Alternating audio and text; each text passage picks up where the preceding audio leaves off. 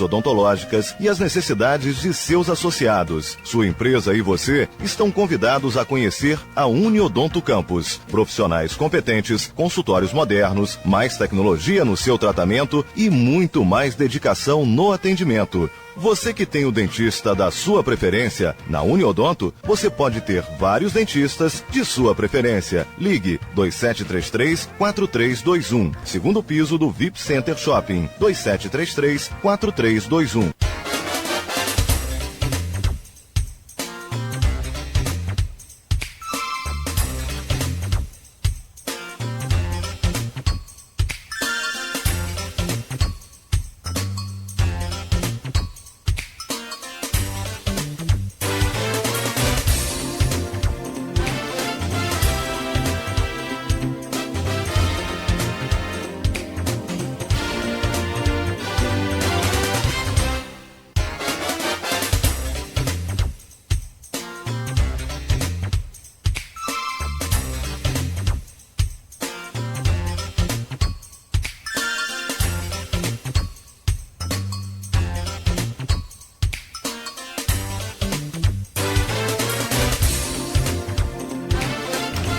8h17 em Campos, de volta com Folha no Ar ao vivo aqui pela Folha FM 98,3, ao vivo também no Face e no YouTube. Você pode acompanhar este programa daqui a pouco em todos os tocadores de podcast e também logo mais com reprise na Plena TV. Só olhando aqui as imagens neste momento da área central da cidade, com auxílio aqui do sistema Senzanet, tem chuva aqui no centro agora, temperatura em 25 graus a máxima hoje, não deve passar de 27 graus e o tempo fica chuvoso em boa parte do período.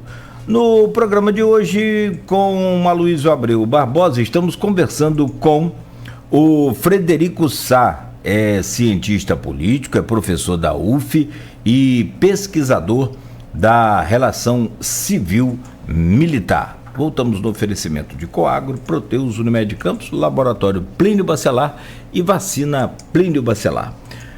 Meu caro professor Frederico Sá, lá no streaming nosso, o Edmundo Siqueira, que é blogueiro, jornalista, servidor público, deixou aqui uma pergunta para o senhor. Professor, tivemos alguns golpes militares no Brasil, começando pela proclamação da República. O último tentado não teve a adesão da totalidade das Forças Armadas, porém, me parece ser mais por conjuntura do que por vontade. Nossa democracia não puniu os militares de 64.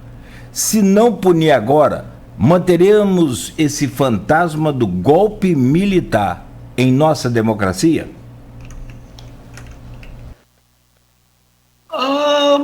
Sim. Sim.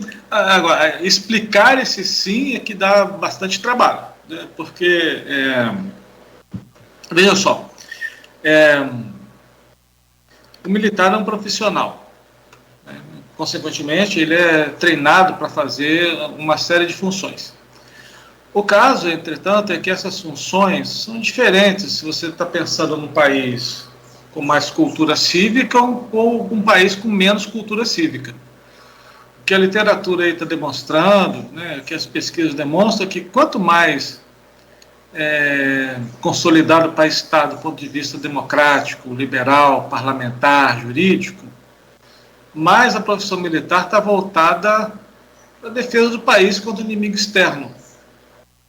Não estou dizendo que isso seja bom, né? Porque defesa do país contra o inimigo externo significa treinar o militar para fazer guerra. Então, os Estados Unidos, para demonstrar que fazer guerra é uma coisa problemática, né? Você vai lá e... Enfim. Agora, quanto menos desenvolvido o país for do ponto de vista cívico e institucional, mais a profissionalização militar se volta para controle interno, para controle do processo político, para controle do processo social, para controle do processo econômico. Ou seja, quanto menos desenvolvido culturalmente, politicamente, institucionalmente o país for, mais a profissionalização militar se volta para dar golpe ou para fazer chantagem. contra as instituições. No nosso país, muito embora economicamente esteja bem colocado, né, no contexto internacional, nosso país, do ponto de vista cívico, é muito atrasado. Muito atrasado. Do ponto de vista educacional, muito atrasado. É uma expressão que eu sempre gosto de usar. Nós fomos criados na Casa Grande e na Senzala. E o nosso processo educacional não permitiu que nós entendêssemos o que é isso. Né? No mínimo, sei lá, desde Rui Barbosa, que mandou queimar os arquivos da escravidão. Então a gente não sabe muito bem o que aconteceu. Entretanto, a nossa mentalidade, uma mentalidade autoritária, que está acostumada a resolver as coisas na base do murro da mesa e da gritaria, essa é uma mentalidade que está aí colocada. Né? Se vocês olharem os documentos, os livros, os depoimentos dos militares e tal, tem uma extensa bibliografia sobre isso, vocês vão perceber que os militares brasileiros, a preocupação deles é com a manutenção da ordem interna. Né? Assim sendo, você vê a elite, quando os militares nossos são citados em movimentos políticos que conduzem ou conduziriam algum golpe de Estado, isso não chega a ser uma novidade, isso é uma coisa que meio que se espera que aconteça. Né? Até mesmo se espera isso por parte dos políticos civis, porque todo civil que quer dar um golpe, a primeira coisa que ele faz é ligar para um general para saber se ele vai ter apoio. Né? O ex-presidente, o Marechal Castelo Branco, chamava esses políticos de vivandeiras.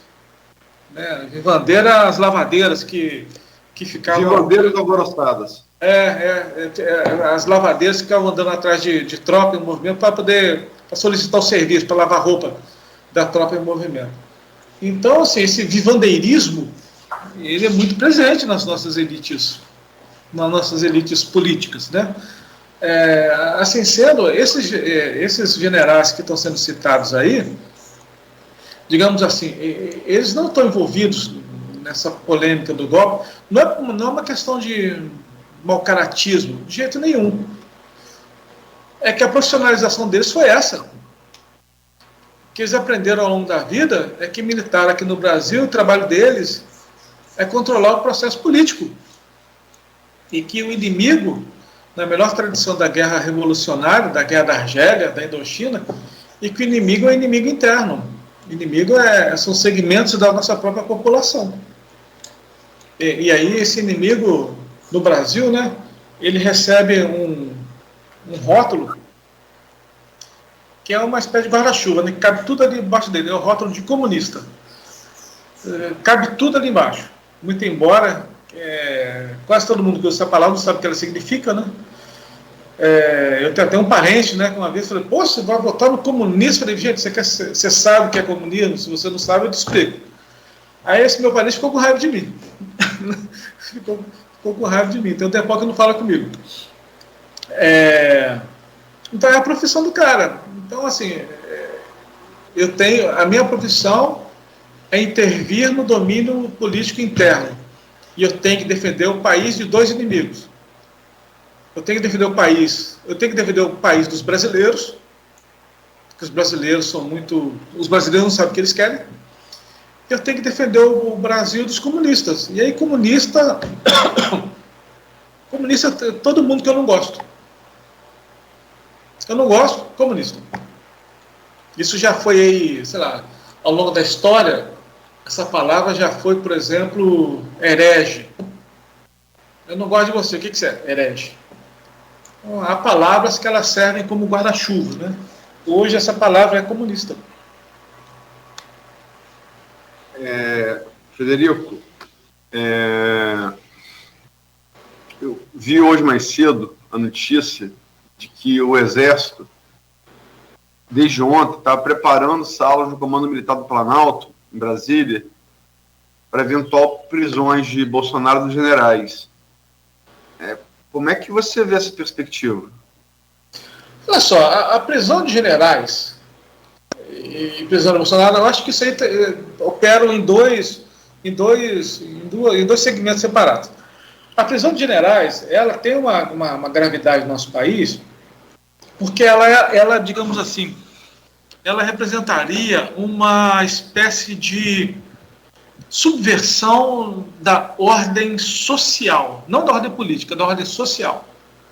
Porque o militar no Brasil, ele ainda é considerado como sendo o porto seguro da nação, como sendo o único patriota, como sendo o único que se importa com os destinos do Brasil. O Exército, as Forças Armadas ainda se consideram como sendo as únicas instituições nacionais e permanentes.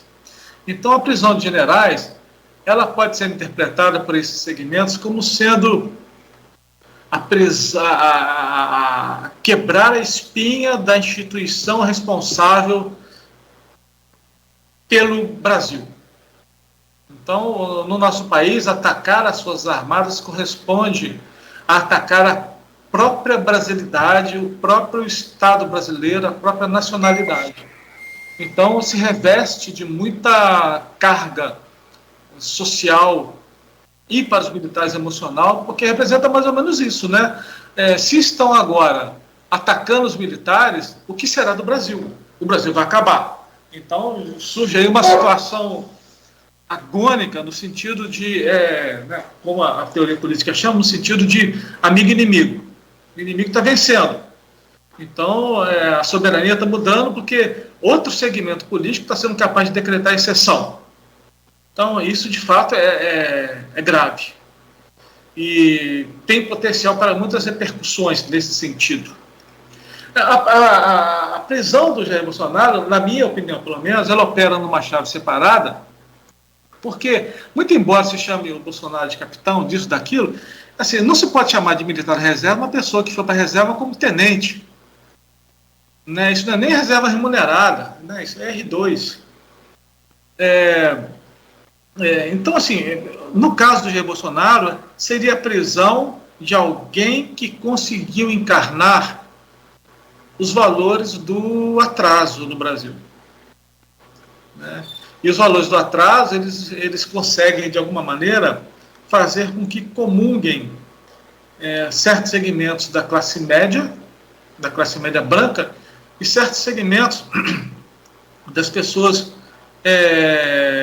mais pobres, mas que o que une essas pessoas mais pobres com esses segmentos da classe média branca está o fato me parece, né?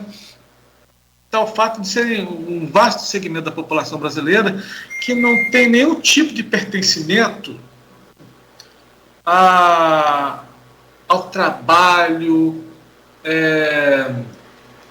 a uma posição no mundo da vida e no mundo do trabalho que lhes garanta estabilidade profissional, social e pessoal.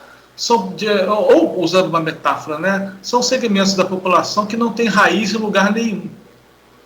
São segmentos populacionais que flutuam ao vento desesperadamente à procura de alguma coisa em que se possam agarrar.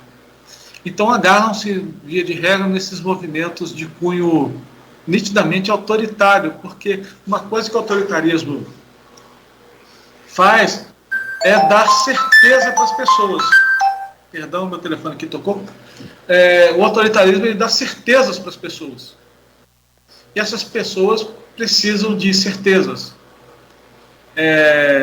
Ao passo que a vida liberal, a vida democrática, é uma vida de incertezas. Né? Tem até um texto muito famoso da ciência política, um texto, salvo engano, da década de 80, de 90, de um autor polonês, de nome muito difícil de pronunciar, porque tem lá umas 20 consoantes e 2 vogais.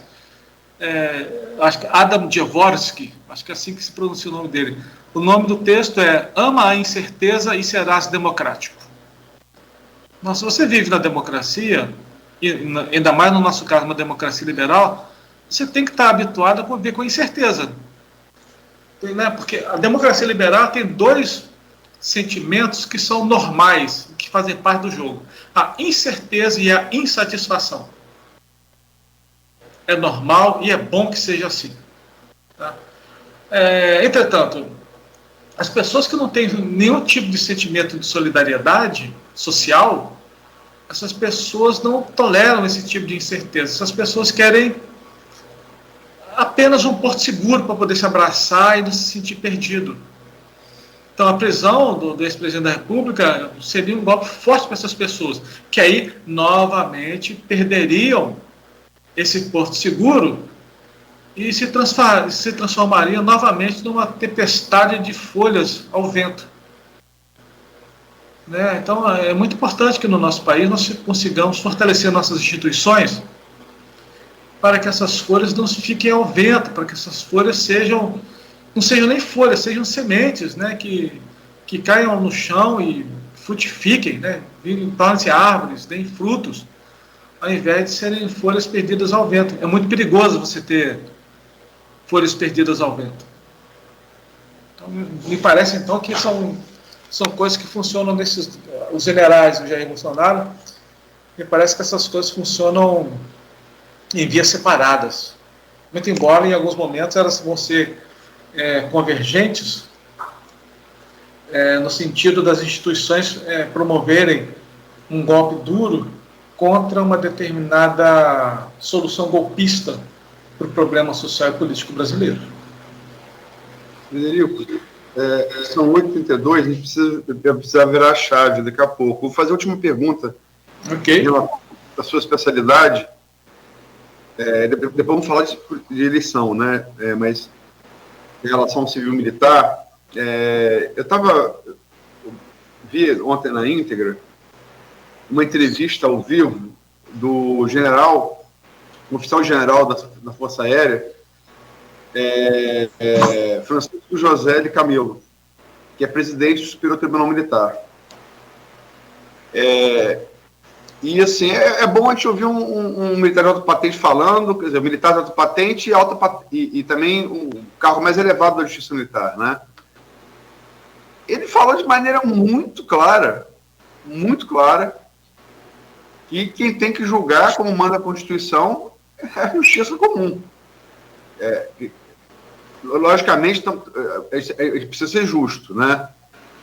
No Estado Democrático de Direito, todo mundo é inocente até que se prove o contrário, e não há ainda sequer acusação, né? Não está formalizada. Mas pelo andar da carruagem, tudo indica que ela vai acontecer, o julgamento vai acontecer, deve acontecer. De maneira geral, a Andréa Sadi, da Globo News, colocou isso ela tem muita fonte, né? Muita fonte, é um repórter a nível nacional muito respeitado, tem muita fonte. Ela falou que os militares vão jogar no colo de Bolsonaro, não vão segurar esse pepino, vão jogar para Bolsonaro, como Mauro Cid fez, né? Que perspectiva você tem a partir daí? Quer dizer, a autoridade jurídica mais alta dos militares lava as mãos e essa aqui, mas fonte, os militares também estão lavando as mãos e no sentido de jogar uma caixa para Bolsonaro. Como é que você vê isso? Essas duas coisas. Só falhou um trechinho aí, né, professor? Acho que você colocou. Não consegui entender. Você conseguiu que a Andréa Sadi é referência. Ah, tá. Tá tudo bem. Ela falou que os militares, com base em apuração com fonte, vão jogar o abacaxi para o colo de Bolsonaro. Não vão descartar o abacaxi. Olha só. E ontem, o Superior Tribunal Militar também lavou as mãos. Olha só, os militares, assim, as Forças Armadas são uma corporação. Tá? E como toda corporação, o principal interesse da corporação é defender a si mesma. Então, bom, e aí não sou eu que estou falando isso, a literatura aí está me apoiando, né? A literatura e a história estão me apoiando. E o que você está me falando agora está me apoiando mais ainda. Então, normalmente as corporações defendem a si mesmas. Tá? Então, ainda mais corporações estatais, que são corporações que normalmente trabalham como órgãos de extração de dinheiro do contribuinte. Toda corporação estatal faz isso. Então, assim, no limite, quando as coisas vão muito mal, toda corporação defende a si mesma. Toda corporação. A corporação militar não é diferente. ok? E a corporação militar ainda tem aí até uma aspas, muitas aspas, uma desculpa boa, quer dizer assim, não, nós defendemos a lei. E a lei diz isso. Muito embora nós saibamos que a lei depende da vontade política e que se a vontade política tivesse prevalecido no ano passado, a lei seria outra, nós estaríamos tendo uma conversa completamente diferente, se é que nós poderíamos estar tendo essa conversa hoje. Então, uma corporação que está defendendo assim, então é natural que jogue no colo dele. Por quê? Porque não há apoio político, nem militar, nem social, para uma mudança da ordem social e da ordem política vigente. Assim sendo, a ação mais racional da corporação, que é defender a si mesma, é retirar-se dessa briga. Tá? É uma questão não só militar, mas uma questão de bom senso. Né? Você não pode entrar numa briga que você sabe que você vai perder. Tá? Não se pode fazer isso. E o presidente do Tribunal Militar, ele está meio que apoiando isso. E assim, de novo, é preciso que nós também compreendamos que militar não é tudo igual, tem muita diferença entre os militares, há muitas facções dentro dos militares. O Exército pensa de um jeito, a Força Aérea pensa de outro jeito, o presidente do STM ele é da Força Aérea, que tem uma mentalidade muito diferente da mentalidade do Exército. Então, há muitas nuances nisso aí. A Força Aérea tende a ser mais tecnológica. Então, tendendo a ser mais tecnológica, ela tende a ter uma preocupação, não digo que inexistente, mas uma preocupação menor com o controle do estamento político. Tá? Então, há assim, essas diferenças elas são, em algum momento, filtradas pela hierarquia, é verdade, mas há muitas distinções. Então, da mesma maneira que a gente fala, os militares queriam dar o golpe. Hoje nós estamos falando, os militares vão deixar isso no colo do Bolsonaro. O que a gente pode observar com isso é que os militares não são os mesmos. Aquela corrente política dos militares que apoiava o Bolsonaro, hoje está com problemas. Com o presidente Lula, outra vertente política dos militares assumiu o comando das forças. Essas vertentes estão com outro posicionamento.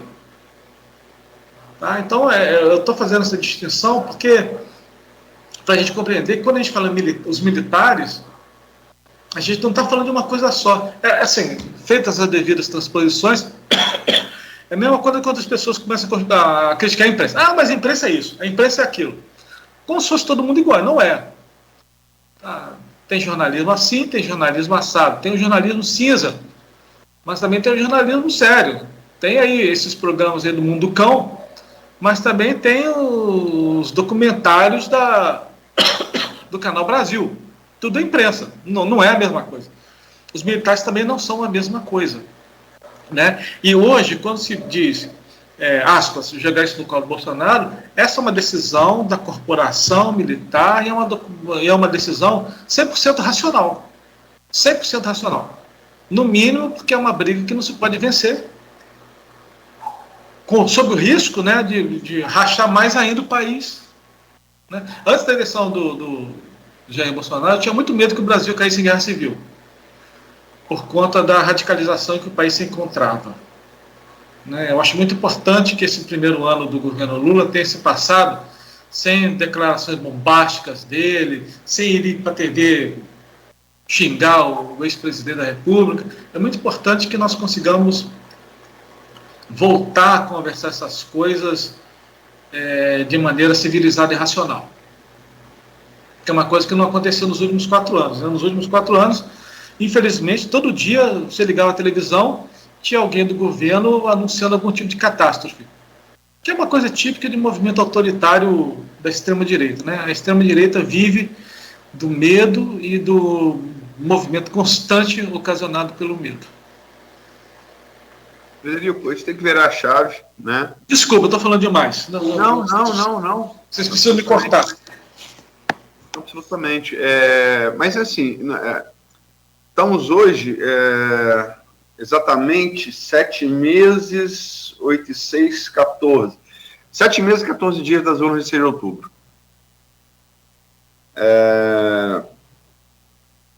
não é tanto tempo assim, né? Sim.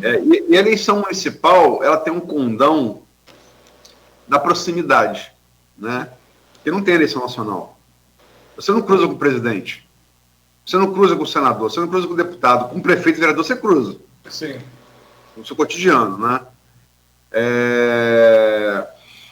E a gente tem as pesquisas, né? Foram até questionadas muito também, como a imprensa, como a academia, como os artistas, foram muito questionados no governo Bolsonaro. Ameaçou-se até Arthur Lira, né? É bom lembrar, censurar as pesquisas. Houve essa tentativa assumida pelo presidente da Câmara, Arthur Lira. É bom a gente sempre falar disso. Pesquisas que se cumpriram, né? A que mais acertou foi a IPESP, né? No primeiro e segundo turno. A Atlas Intel também teve um nível grande de acerto, né? E essas pesquisas, de uma maneira geral, de 2023, a saber, feitas em campos, né? A GPP de março, a Iguape de julho. A Iguape de julho é sempre bom ressaltar, encomendada pelo grupo dos Bacelar, né? Porque é o grupo de oposição a Vladimir, portanto, isso dá um teflon à pesquisa, embora a Iguape seja um estudo sério. Eu, pelo menos, acompanho pesquisa há muito tempo, considero. E o GPP também. E a Prefab Futuro também a gente é obrigado a falar, né? Porque a pesquisa, como é que você pode ouvir 100 pessoas e tirar, 1.000 pessoas e tirar o país ou uma cidade? Simples. Você pega o estamento da sociedade, as divisões que faz o IBGE, reproduz isso no universo. Você vai ter o retrato, né? E a Prefab Futuri, a gente precisa dizer isso, ela, em relação ao censo do IBGE, ela aumentou a parcela de 0 a 2 salários mínimos e de evangélicos, que, em tese, são os eleitores, mas sempre foram mais garotinho, né? Famílias do garotinho. Mas, enfim, essas 3 pesquisas de 2023 apontaram uma grande vantagem de Vladimir sobre os demais. Na GPP, 50 pontos, na estimulada, quando você apresenta, né, o disco com os nomes. Na GPP de março, 50,4% de intenção de voto. Na Iguape de agosto, perdão, de julho, 55,4%, sempre bom lembrar, né? Iguape comandado pelos Bacelar, então deu Vladimir 55,4%, mais que a GPP, e a Prefab Futuri, com esse... a gente tem sempre que lembrar essa coisa de, né? Parece ter sido meio dirigida ao alterar o percentual do IBGE, deu Vladimir 66,8%. Eu te mandei as matérias, como você já falou, com a análise das pesquisas mais a fundo, né? Inclusive com um colega seu da academia, que é o William Passo, geógrafo com especialização em estatística, né? Enfim, como é que você projeta a partir disso como cientista político? Olha só, a eleição... Só um pequeno parêntese. Eu não sou contra a pesquisa, mas eu também não gosto muito, não. Porque, digamos assim, eu não gosto muito de como a pesquisa é usada. A pesquisa usada como um instrumento de aferição de rumos da campanha e de satisfação popular, eu acho uma coisa muito válida.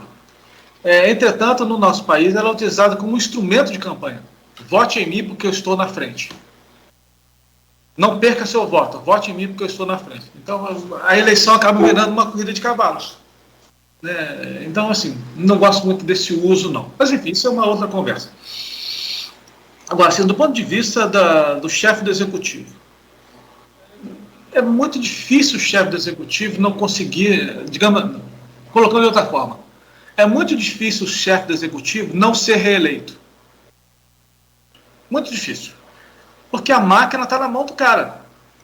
E a prefeitura, como você falou, você cruza com o prefeito, né? A prefeitura tem muita capilaridade.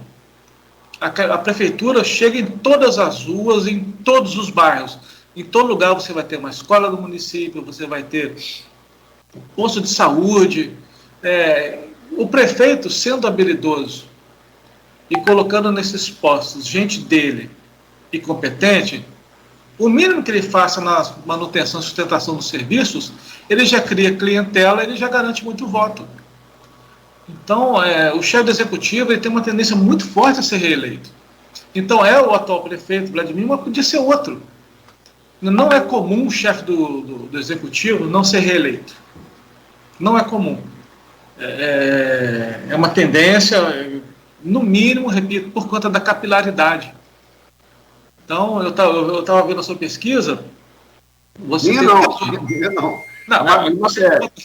que você me mandou. O Vladimir, né, o atual prefeito, que é do Progressista, se eu não estou enganado, né, que é um partido da direita, né, progressista. No momento que as pesquisas foram feitas, 2 delas, ele estava no PSD. PSD?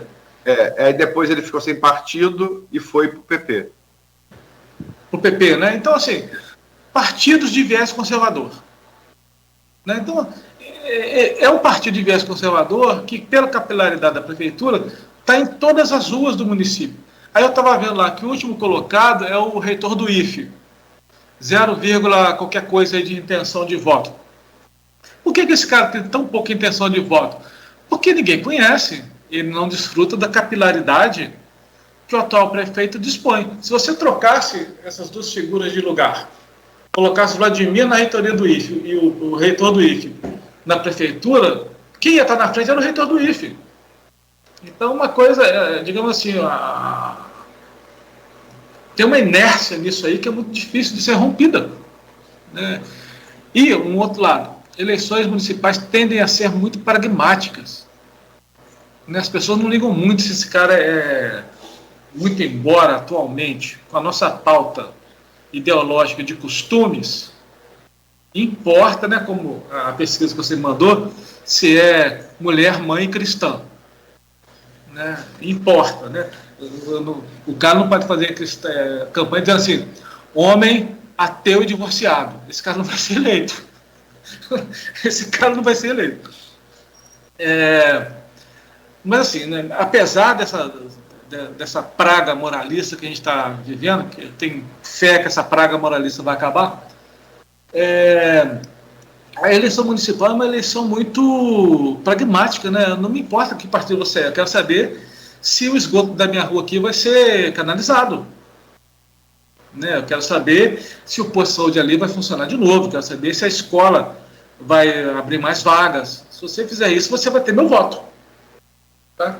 E a eleição para o legislativo tende a ser uma eleição ainda mais pessoal, né? Porque você pode escolher ali o seu eleitorado, fazer campanha só ali numa base estritamente pessoal. Né? Aqui em Itaperuna, né? Eu estou aqui em Itaperuna, né? Muito candidato a vereador abre escritório na época de eleição para receber as pessoas. Se você tem um ponto, desculpa, fazer um adendo. O voto a vereador é o único voto que você pode dizer, votei fulano porque ele é meu amigo. É verdade. Né? Bom, quem nunca fez isso, né? Eu já votei no cara porque é meu amigo. Assim, eu não sei, já comentei com vocês, mas eu sou do jiu-jitsu, né? Eu morei muitos anos em Niterói. Houve uma eleição lá que eu votei no meu professor de jiu-jitsu. O cara é meu amigo. Aí ele te deu a faixa preta, não? Eu até sou faixa preta mesmo, mas eu peguei anos depois. Na época que ele era candidato, eu acho que eu era faixa azul, que é a segunda faixa. Mas enfim, eu votei no cara porque eu gostava do cara. O cara é gente boa, realmente. Me ajudou, então é um cara bacana. Então, a eleição para vereador tem muito disso. É meu parente, é meu amigo, mora ali do lado. Se ele for eleito, ele vai me dar alguma coisa. Né? E a pessoa também se sente importante, né? Vou apoiar fulano de tal. Né? Então, a eleição de vereador tem muito disso. Mas pelas pesquisas que você me mandou, Aloysio, existe meio que um padrão, né? Primeiro, o chefe do executivo tende a se reeleger. Segundo, o Rio de Janeiro é um estado que existe uma tendência conservadora muito forte. Né? Aí em Campos, o prefeito é de um partido conservador e tem a outra candidata lá que a campanha dela é porque ela é mulher, mãe e cristã. Né? São pautas conservadoras. Né? Aqui onde eu moro, eu estou falando de Itaperuna, a pauta conservadora também é muito importante. né? Talvez mais importante do que em Campos, né? Aqui é uma cidade que eu acho até mais conservadora do que aí, na Quinta Peluna, acho que é mais conservador do que Campos dos Goytacazes. E isso convivendo lado a lado com a questão pragmática, né? Então, assim, pesquisas a serem feitas, né? Há, dentre os candidatos a vereador de Campos dos Goytacazes, há representantes de minorias. Quem tem chance de ser eleito é negro, é mulher, é homossexual. Tá? Os candidatos mais bem colocados no cargo executivo são de partidos progressistas ou são de partidos conservadores? Como é que isso se distribui na cidade?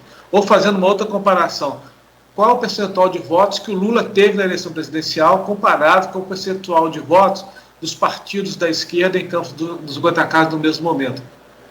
Porque a gente também tem que entender que a eleição presidencial funciona num diapasão diferente da eleição municipal, né? O que é uma coisa assim, meio esquizofrênica no nosso país, né? Porque a gente elege o presidente de um partido e a Câmara dos Deputados da oposição. A gente elege o presidente do partido, mas elege os governadores e os prefeitos dos outros partidos. Então, isso aí é uma receita boa para ter confusão, né? De qualquer forma, eu acho que é muito importante que para o município a pauta seja a mais pragmática possível, né? Eu quero resolver meu encanamento, quero ter o posto de saúde da prefeitura, eu quero ter a escola ali com muita vaga para os meus filhos. Eu acho que para a prefeitura é isso que conta mesmo. Creche, então, nem fala. Pois é. Professor, isso é importante. Deixa eu tentar sugar aí, captar aí do seu conhecimento uma situação aqui.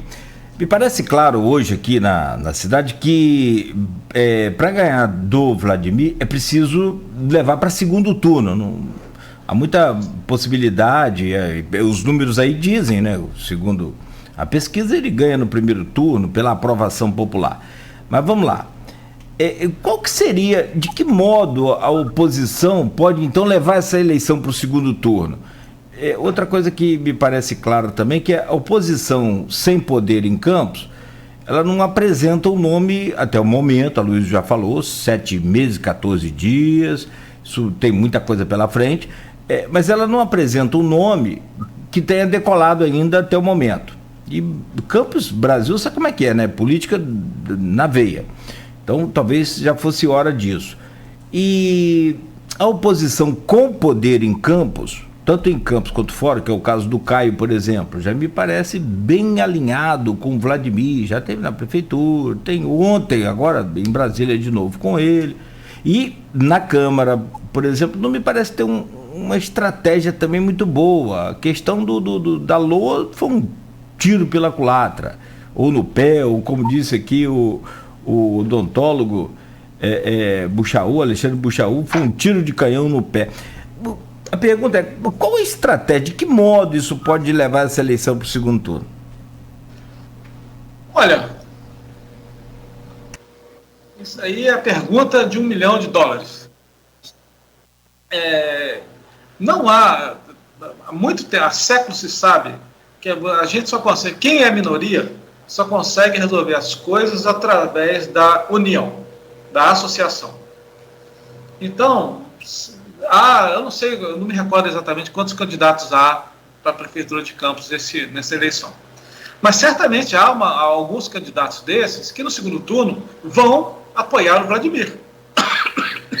Né? Agora, não há certeza de que todos os candidatos da oposição apoiariam um único nome.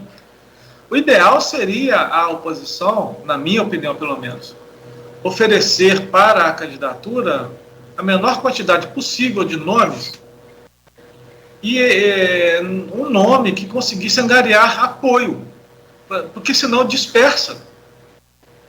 Aí dispersando não se consegue nada. E aí, assim, né, falávamos agora há pouco do Leonel Brizola, as brigas do Leonel Brizola com o Lula são famosas. E aquilo ali atrasou a esquerda no Brasil durante décadas. Então, a ideia sempre é a associação, sempre é a união. Mas mais importante do que isso, e para usar uma expressão que eu usei agora há pouco, é a capilaridade. Tem que ser uma pessoa que seja conhecida na cidade. É uma eleição municipal. Então as pessoas têm que saber esse cara, as pessoas têm que se lembrar de que um dia tomaram café com esse cara. Um dia essas pessoas sentaram no botequim comendo um pastel com esse cara. Então esse cara tem que ter capilaridade. Sem capilaridade não adianta. Não adianta. Porque um problema da esquerda brasileira, pensando em esquerda como oposição, é o academicismo. Né? A esquerda é muito academicista. Então gosta muito de debate, mas resolve poucas coisas. Então, assim, não adianta o cara ser um intelectual e não ir para a rua conversar com as pessoas. O prefeito tem que ser uma pessoa popular, tem que adorar conversar com as pessoas. Sem isso, esquece que não vai acontecer nada. Ou então, assim, né? Ou então nesses fenômenos de comunicação que a gente conhece já de algumas décadas para cá. O cara tem muita capilaridade porque é radialista, por exemplo. Né? O radialista é um cara muito popular. O cara tem muita capilaridade porque ele é médico. Então ele é um médico conhecido no bairro X, ele conseguiu ser eleito vereador, fez uma boa vereança, conseguiu apoio, lançou-se a prefeito. Essas coisas. Caso contrário, pode ficar esperando mais o tempo que for, mais algumas décadas, que não vai acontecer nada. É capilaridade. Esse é o X da questão para a pessoa numa eleição para a prefeitura. Tem que ter capilaridade. Tem que ir nos bairros, tem que ir na rua, tem que conhecer as pessoas. É isso. Bom, professor, são 8 horas e 58 minutos. Temos que fechar o programa. Passou rápido, né? Passa muito rápido. E mais rápido ainda vai ser quando a gente fizer lá o bate-bola, essa mesa redonda aí. Falar em bate-bola, seu Cruzeiro ontem perdeu pro tal de Souza. Não me pergunte de onde é, não me complica não, porque eu não sei que Souza que eu conheço é aqui, nosso editor aqui, né, Luiz? Nosso parceiro aqui da Folha. Tem certas coisas que é melhor a gente não saber. Foi ali, foi perdeu e Beto, esse coisa ruim tá aqui, lembrando que para piorar ainda mais, foi eliminado da Copa do Brasil. Aqui. Tem certas coisas que é melhor não saber, vamos, né? Vamos pular essa parte então. Vamos pular essa parte. O Botafogo empatou em 1-1 com o Aurora, e não é do Parque Aurora, tá? Já tô logo falando, né? Ontem pela Libertadores. Então, amigo, muito obrigado mais uma vez, muito boa, muito proveitosa a sua conversa aqui com a gente, sem dúvida nenhuma, muito rica. Traz assim, e você falou tanto em pragmatismo, eu te acho bem pragmático, você fala ali bem direto para a gente entender, bem legal, e fica sempre aí e a promessa da mesa redonda, isso aí tá de pé. Forte abraço. Tem que ser sobre futebol de 30 anos atrás, que é o único que eu me recordo. Tempo bom. 30 anos atrás eu joguei aí, Itaperuna, e era Porto Alegre. Você vê? Então, um forte abraço, muito obrigado mais uma vez. Bom dia para o senhor. Muito obrigado, até a próxima. Deixa eu trazer aqui o Aloysio também para fechar. Hoje é quinta-feira. Fechamos aí, né, com o professor Frederico Sá, Aloysio, cientista político também e pesquisador da relação civil-militar. Vamos acompanhar toda a movimentação desse dia de hoje, tanto aqui pela rádio quanto pelo portal folha1.com.br. Obrigado, Aloysio, por hoje também. Bom dia para você. Obrigado, Nogueira. Obrigado, Frederico. Rapaz, estava aqui pensando.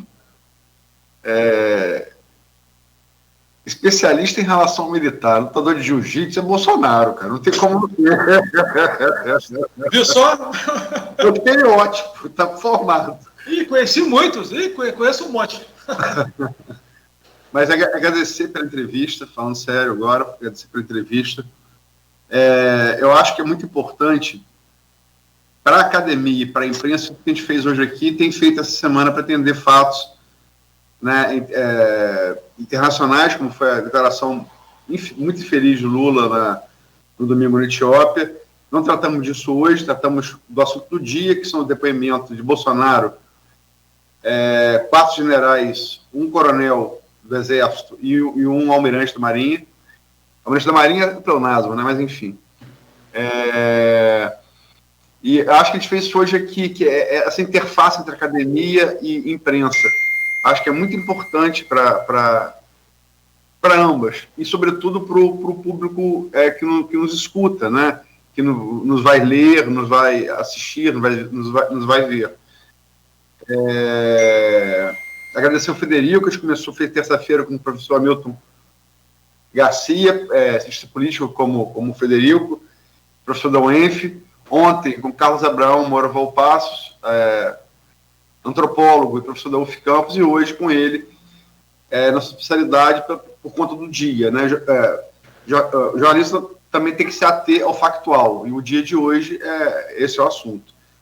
Agradecer a ele, e estamos juntos aqui amanhã, Nogueira, entrevistando o pré-candidato a prefeito de Campos e ex-prefeito de Campos, jornalista também, Sérgio Mendes.